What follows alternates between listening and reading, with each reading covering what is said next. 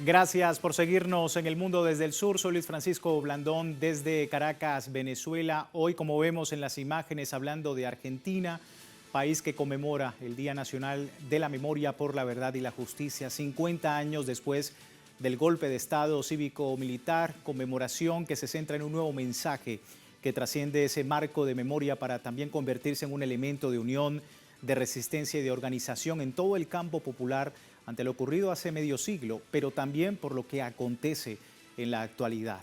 Movimientos sociales, organizaciones de derechos humanos nacionales e internacionales reiteran su preocupación por las medidas regresivas del gobierno de Javier Milei, desmantelamiento de instituciones dedicadas a la memoria, a la búsqueda de personas desaparecidas, la conservación de archivos y la promoción de los derechos humanos. La ONU ya ha advertido de un debilitamiento de los mecanismos de reparación y de apoyo a las víctimas. Vamos a ver y analizar esta efeméride, el desafío que implica para Argentina esta avanzada negacionista sobre los sucesos del golpe de Estado, descrito por los sobrevivientes como una segunda desaparición, además del discurso revisionista del gobierno nacional. Si me permiten, antes del análisis, recordarles a través de nuestras redes sociales a lo largo del día, sondeando la opinión de nuestros usuarios sobre este tema, queremos proponerle la siguiente pregunta que tiene que ver precisamente con el tema y el código QR allí en pantalla. 50 años del golpe de Estado cívico-militar en Argentina, los discursos negacionistas, el desmantelamiento de las políticas de memoria, verdad y justicia por parte del gobierno actual de Javier Milei. ¿Qué representa esto? Ahí están las opciones que le invitamos desde ya a revisar y participar. Más adelante revisamos todas sus respuestas. Vamos de inmediato al análisis. Me acompaña en la distancia Atilio Borón, politólogo, sociólogo argentino, doctor en Ciencias Políticas por la Universidad de Harvard, Premio Libertador al Pensamiento Crítico 2012. Y bueno, importante su lectura sobre este día. Muchísimas gracias, doctor Atilio, por su tiempo con nosotros. Nuevamente, bienvenido. Qué gusto saludarle. ¿Qué tal? Buenas noches. El gusto es mío de participar ahí en tu programa. Bueno, 50 años de este golpe de Estado para la mayoría de los argentinos es la memoria histórica construida por la valentía de las madres y de las abuelas frente al desafío del desmantelamiento y este discurso, ¿no?, revisionista de la agenda oficial. ¿Cómo está observando esta lucha por la memoria en la Argentina? Bueno, es una lucha permanente, constante, ¿verdad? Que en realidad se viene dando desde prácticamente el reinicio de la vida democrática en la Argentina en diciembre de 1983. Y es un país que cuenta con una serie de organismos de derechos humanos, por supuesto las madres de Plaza de Mayo, en primer lugar, pero también las abuelas y todas, digamos, el Servicio de Paz y Justicia, que preside Adolfo Pérez Esquivel. O sea, ha habido un enjambre de organizaciones preocupadas por el tema de los derechos humanos que forzaron a los distintos gobiernos a avanzar en la búsqueda de la justicia, ¿verdad? Y llevar a las juntas militares y a los responsables de la represión y de la desaparición de las personas de la justicia.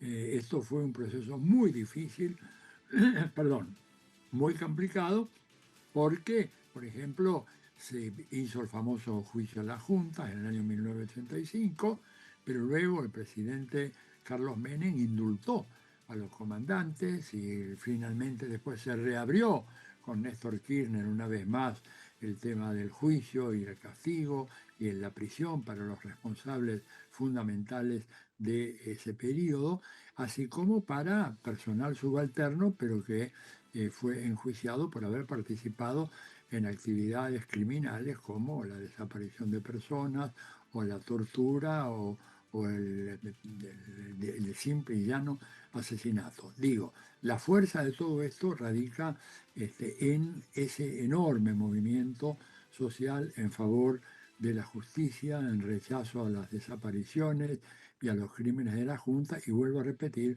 el papel de los organismos y de las madres, y la veo ahí a Eve de Bonafini, Nora Cortiñas, tanta gente, ¿verdad? Las abuelas de Plaza de Mayo, que han sido un ariete impresionante, que perforaron las resistencias de numerosos gobiernos. Y cuando un gobierno optó por el indulto, como fue el gobierno de Carlos Menem. La reacción de estas organizaciones de base fue realmente admirable y hicieron posible que se volviera a enjuiciar y castigar a los responsables de esta masacre.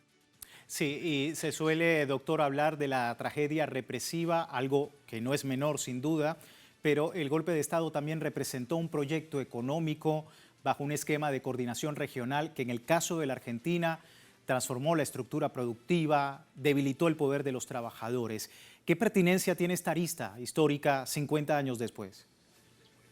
Una enorme influencia, le puedo decir.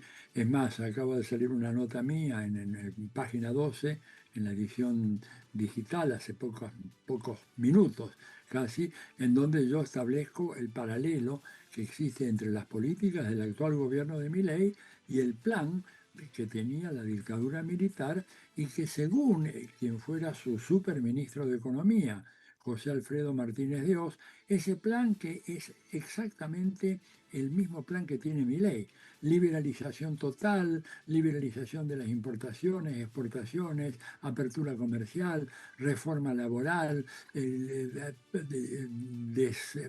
acabar con la legislación en materia del alquiler de las viviendas, subsidios para transporte, para servicios públicos, todo eso hay que acabar. Eso fue lo que trató de hacer la Junta Militar, y Martínez de Oz, en un libro publicado en 1991, que se llama 15 años después, él dice que ese plan, ¿verdad?, no lo pudieron llevar a cabo porque la sociedad no los acompañaba y porque el golpe militar carecía, digamos, de la legitimidad suficiente como para encarar un programa de reformas económicas tan profundas como esa. Bueno, pues eso es lo que está haciendo ahora Javier Milei. O sea, Milei está culminando el proyecto económico de desindustrialización, de apertura indiscriminada, de liberalización total de los mercados, de abandono de las responsabilidades fundamentales del Estado. Ese plan, pergeniado por Martínez de Oz en 1976, en un famoso discurso que él pronunció el 2 de abril de ese año, cuando la Junta Militar apenas tenía poco más de una semana. Bueno, ese plan que quedó trunco con los militares, que no lo pudo retomar sino muy parcialmente Menem, muy parcialmente Macri, es el eje del actual gobierno de Javier Milei y es el que está generando este verdadero hecatombe en la economía argentina, de la cual evidentemente los grandes medios hegemónicos no hablan, porque en realidad, más allá de la incomodidad que les produce el personaje grotesco de Milei, están de acuerdo con las políticas económicas de este gobierno, como lo estaban con las políticas económicas del gobierno militar. Sí, sin duda. Y también nuestro equipo periodístico ha hecho pues un informe, ¿no? De todo esto en el plano económico, ¿no? El 2 de abril de 1976, mientras el país aún procesaba el asalto al poder institucional, José Alfredo Martínez de Oz se sentaba frente a los micrófonos para anunciar un programa de recuperación, saneamiento y expansión, que no solo era un anuncio económico, era una declaración de guerra financiera contra la clase trabajadora argentina. Vamos a ver. Bajo la consigna de libertad para los grandes empresarios, el programa ejecutó un ajuste fiscal severo y una reforma financiera que favoreció la especulación. Los resultados inmediatos fueron devastadores para la clase trabajadora. El salario real cayó un 40% solo en 1976 y la participación de los trabajadores en el ingreso nacional se desplomó del 45 al 27% hacia el final del periodo. Además, la deuda externa se multiplicó exponencialmente, pasando de 8.000 a 45.000 millones de dólares, financiada por el Fondo Monetario Internacional y organismos internacionales. Estos datos generan un paralelismo directo entre aquellas medidas y las políticas actuales de Javier Milei, señalando coincidencias en la derogación de la ley de alquileres, el ajuste fiscal y el respaldo del Fondo Monetario Internacional. Expertos describen este esquema como un plan de guerra que históricamente aumentó la pobreza, la desigualdad y el déficit de vivienda. Con la sombra de Martínez de Oz proyectándose en las medidas actuales, las movilizaciones en todo el territorio trascienden la memoria. Se levanta como un dique frente a un plan de guerra contra el bolsillo trabajador, que detrás de la palabra libertad esconde el mismo libreto de miseria planificada y endeudamiento que la dictadura impuso a sangre y fuego.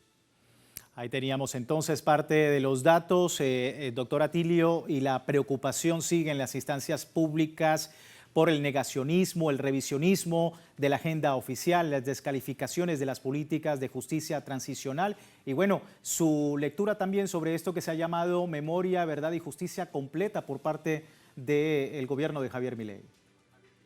Bueno, el gobierno de Javier Milei, yo diría que más que negacionista, es un gobierno que es un apologista del golpe militar de 1976, que vamos a aclarar, fue un golpe cívico, militar, eclesiástico, porque estas instituciones, las Fuerzas Armadas y la propia Iglesia, la jerarquía de la Iglesia Católica, no estoy hablando de los sacerdotes de la opción por los pobres, pero este golpe fue un golpe que tuvo esas tres patas, ¿no es cierto? Un sector de la sociedad civil, las clases dominantes en la sociedad civil, las Fuerzas Armadas y la jerarquía eclesiástica. Y esto es reivindicado hoy por el gobierno de Javier Milei. Es decir, no solamente hay una actitud de negación, sino demostrar de que eso estuvo bien hecho, de que era algo necesario que había que llevar a cabo, que había que sanear, la misma palabra usan ellos, a la economía argentina, y que la manera de hacerlo era dejando de lado todas las políticas intervencionistas del Estado argentino, que según Milei y la gente que lo acompaña, ¿no es cierto?, son políticas que al buscar la justicia social están realmente siendo responsables, cómplices de un robo. Para esta gente que viene de una lectura de los clásicos de la escuela austríaca, en donde para von Hayek, por ejemplo, la justicia social era un robo. Lo mismo dice Milei. En lo que no entiende o no quiere entender, o más bien le interesa muy poco, la desigualdad inherente y creciente que se ha generado en los capitalismos, tanto desarrollados como en los capitalismos de la periferia. Y la Argentina no es excepción a eso, y evidentemente si no hay un Estado que esté orientado a promover la justicia social, que ya desde la época de los griegos, o sea, Platón inaugura su libro La República, hablando de que la justicia es la virtud primera de las instituciones sociales. O sea, hay una tradición de 2500 años de respaldar lo que es la justicia social. E incluso algunos teóricos contemporáneos, como John Rawls, ha dicho lo mismo. Pero, bueno, el fundamentalismo de este anarcocapitalismo que gobierna la Argentina, que en realidad es más que un anarcocapitalismo, es un capitalismo absolutamente despojado de cualquier responsabilidad social en el caso del Estado, y que solo se preocupa, y estoy citando lo que dijo Milei, he venido a gobernar para agrandar sus bolsillos, dijo en una reunión de empresarios. Entonces, por supuesto, esto se traduce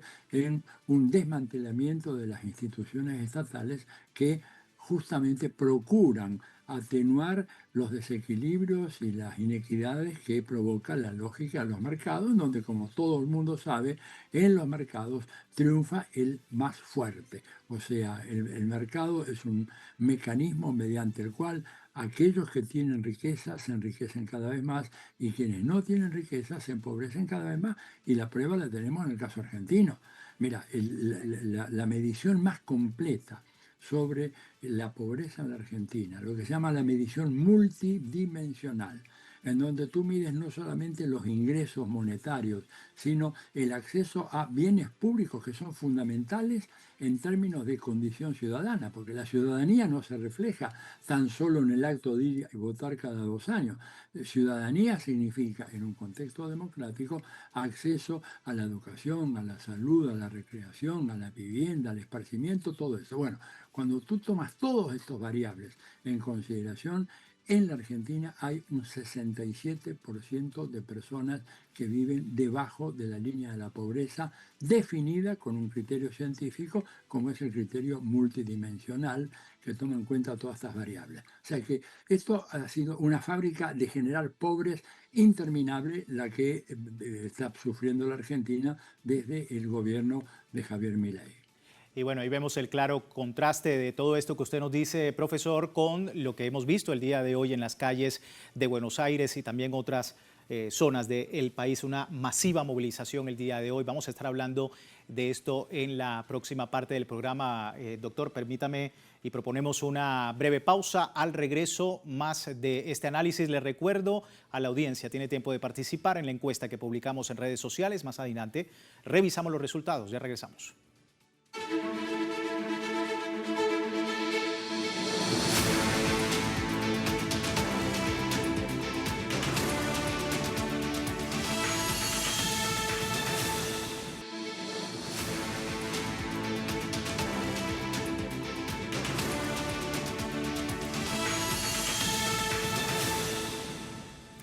Gracias por seguirnos en El Mundo desde el Sur, hoy hablando de Argentina, 50 años del golpe 1976 y bueno, 50 años después, masivas movilizaciones inundan la Argentina exigiendo memoria, verdad y justicia frente a discursos oficiales de Estado sobre el terrorismo. Allí la histórica Plaza de Mayo recibía esta vigilia conmemorativa del 50 aniversario del golpe de Estado de 1976, una jornada que ratificó esas consignas importantes frente a las actuales políticas gubernamentales, luego de meses de articulación entre diversos sectores sociales, una manifestación que contó con símbolos de construcción colectiva, se destacaban banderas de 8 cuadras bordadas en encuentros federales, pañuelos intervenidos que vinculan el legado histórico con el presente. Masiva convocatoria que no solo rindió homenaje a las víctimas del terrorismo de Estado, sino que consolida un espacio de resistencia cultural, política, en defensa de los derechos humanos en Argentina. Seguimos hablando con Atilio Borón, politólogo, sociólogo argentino, sobre todas estas aristas. Doctor, 7 de cada 10 argentinos, dicen las encuestas, rechazan los acontecimientos ocurridos en esta fecha, en esta efeméride. Y usted hablaba precisamente de la apología, ¿no?, del terrorismo de Estado. Es decir, 7, pero hay 3 todavía de esos argentinos que de alguna manera se cuentan dentro de esa apología al terrorismo de Estado. ¿Por qué ocurre este fenómeno en Argentina? Bueno, porque, bueno, primero decir que realmente la concentración de hoy ha sido fenomenal, fenomenal por la diversidad, el entusiasmo, la gran cantidad de organizaciones. Yo tenía un poco de miedo, porque usted sabe, la propaganda de los grandes medios siempre ha sido tratar de plantear que el tema de los derechos humanos es una preocupación minoritaria de algunas fuerzas marginales en la vida política. Y hoy se vio realmente que ha sido una poblada fenomenal en la Plaza de Mayo y en las avenidas circundantes. Entonces, primero eso. Segundo, bueno, yo creo que la sociedad burguesa, la sociedad capitalista, normalmente genera una serie de condiciones que hace que algunos sectores sociales adhieran a políticas profundamente conservadoras e inclusive reaccionarias, ¿no es cierto? Sobre todo cuando uno tiene en cuenta que uno de los rasgos actuales más importantes es la importancia de los medios de comunicación, no solamente los medios convencionales, tradicionales, esos que estaban hace 50 años, pero también las redes sociales hoy ocupan un papel muy importante y destilan una ideología conservadora, reaccionaria, en algunos casos racista. Este fenómeno lo tenemos, ¿verdad?, en la base de este auge de los movimientos de extrema derecha, las fuerzas partidarias de extrema derecha, que estamos viendo con mucha preocupación en muchos países. Entonces, que haya un núcleo así del 30% me parece que es algo esperable. Acá lo importante es que el 70% restante pueda llegar a plantear una alternativa, ¿verdad?, a un gobierno como el de Milei, y en ese terreno, en la Argentina, estamos un poco demorados en esa iniciativa, ¿no es cierto? Porque hay un caudal, y eso se demostró hoy, de gente que está muy centrada en el tema de los derechos humanos, de la justicia social, de las políticas distributivas, de la redistribución de los recursos, porque estamos nosotros en presencia de una sociedad en la cual cada vez hay millonarios más ricos y cada vez hay más sectores que se hunden en la pobreza o que están apenas arriba de la línea de la pobreza, pero que basta un pequeño aumento, por ejemplo, en el transporte o en el insumo de la energía eléctrica o del gas para que esos sectores caigan debajo de la línea de la pobreza. Y se opone a este 30%, a veces un 25%, pero nunca baja, digamos, de un 20% que es férreamente conservador en nuestras sociedades. Y esto lo hemos visto no solamente en Argentina, lo vemos, por ejemplo, mismo en México, ¿verdad? El ataque permanentemente que realizan esos sectores de la derecha más recalcitrante en contra de la presidenta Claudia Sheinbaum. Lo vemos en Colombia, ¿no es cierto?, los ataques del presidente Gustavo Petro. Lo vemos en Chile, en donde se elige directamente a una persona que es un apologista del nazismo y cuya familia fueron funcionarios del régimen nazi. O sea, hay en las sociedades capitalistas siempre un reservorio que favorece a los partidos de extrema derecha. Ahora, hay que tener en cuenta y hay que evitar caer en el pesimismo de pensar de que estamos ante una oleada de derecha que es incontenible. Porque fíjese que, por ejemplo, en las elecciones que hubo hace unos pocos días en Francia, las tres principales ciudades de Francia, París, Marsella y Lyon, ganó la coalición de izquierda y del progresismo. Cuando se pensaba que el Frente Nacional y las políticas de Marine Le Pen y el armado que Marine Le Pen hizo durante muchos años iba a apoderarse de las tres ciudades más importantes de Francia, sin embargo, en esas tres ciudades ganó una coalición de socialistas, comunistas, verdes, progresistas de diversos tipos. Entonces, me parece que hay que tener en cuenta de que aun cuando haya un fondo reaccionario que se genera en el seno de una sociedad capitalista, bueno, si hay la suficiente inteligencia, capacidad, habilidad,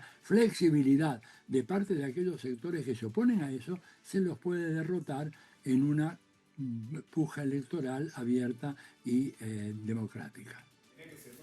Sí, justamente quería también preguntarle, profesor, porque se habla de una verdadera batalla cultural en la Argentina. 50 años después del golpe de Estado, ¿está de acuerdo usted con esta apreciación? Sí, claramente, claramente. Yo creo que la batalla, bueno, yo diría que la batalla cultural es un imperativo que tenemos en todos nuestros países, porque lo que los teóricos estadounidenses llaman poder blando, esto a partir de la obra de un académico llamado Joseph Nye, ¿no es cierto? El poder blando tiene una influencia enorme hoy en día en la modelación de las conductas políticas de las personas. Es decir, hoy en día, a diferencia del pasado, la penetración y la capacidad de control al cual puede estar sometida una población, que en algunos casos se pasa horas y horas enfrente de una pantalla de teléfono recibiendo todo tipo de mensajes, hace que tengamos que dar esa batalla ahí, porque estos sectores están mayoritariamente controlados por la derecha y envían mensajes racistas, reaccionarios, clasistas, en contra de la democracia, en contra de la libertad. Y hay que, evidentemente, librar esa batalla en todos nuestros países.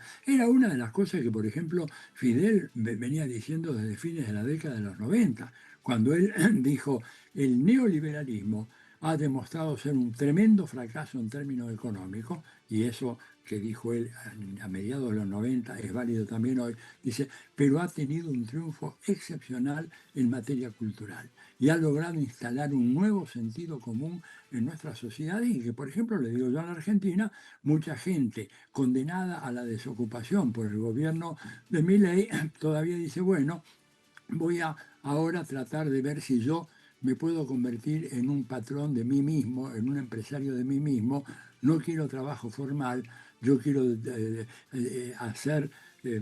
rienda suelta a las virtudes empresariales que yo puedo tener, lo cual es una locura, porque eso se ha demostrado que no funciona para nada. Esa gente que queda en la calle, a la cual el gobierno le dice, bueno, estás en la calle, te han pagado una pequeña indemnización, bueno, pues móntate un negocio y de esa manera vas a ser tu propio patrón. Eso no existe, pero la idea, ¿no es cierto?, la expectativa de mucha gente es de que efectivamente, bueno, hemos perdido algo, hemos perdido la contratación colectiva, hemos perdido la licencia por enfermedad, licencia por maternidad, la obra social del sindicato, pero ahora yo soy mi propio dueño.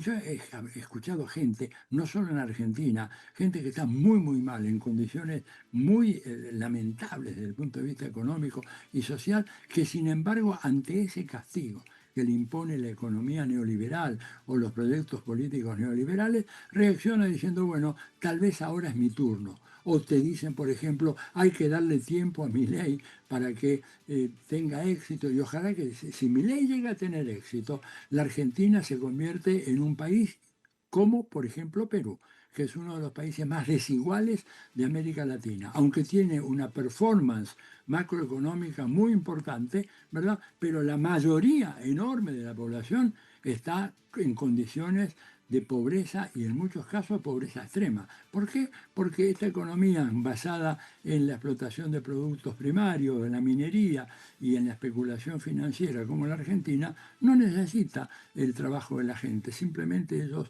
producen la riqueza, en el caso argentino, con esta especulación financiera, de la cual el ministro de Economía, Luis Toto Caputo, es un maestro, ¿verdad? Y ha hecho una fortuna gigantesca. Pero, al igual que lo que pasó en la época militar, el país se ha endeudado de una manera tal que no hay forma, te lo anticipo ya, no hay forma de que Argentina el año que viene pague su deuda.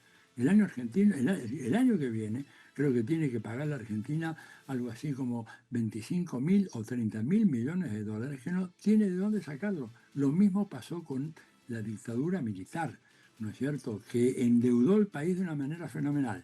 ¿Y saben lo que hizo cuando estaban a punto ya de tener que entregar el poder? Bueno, un señor, Domingo Felipe Cavallo, que era presidente del Banco Central en la fase final del régimen militar, socializó, estatizó la deuda externa contraída por los privados y se la transfirió al pueblo. O sea, la Argentina reinicia su tránsito democrático debiendo aceptar que el régimen militar, a través de la gestión de Domingo Cavallo al frente del Banco Central, haya trasladado al conjunto de la sociedad la deuda externa que había sido contraída por los intereses privados con el apoyo del gobierno militar. ¿Te das cuenta entonces que estamos siempre en un esquema en donde estas políticas tienden a favorecer a los ricos, subsidiar a los ricos y hacer caer todo el peso de la crisis en los sectores asalariados? Como ocurrió hace 50 años en este golpe de Estado, doctor Atilio. Y bueno, nosotros muy agradecidos a título personal y todo el equipo de Telesur. Gracias por su tiempo con nosotros.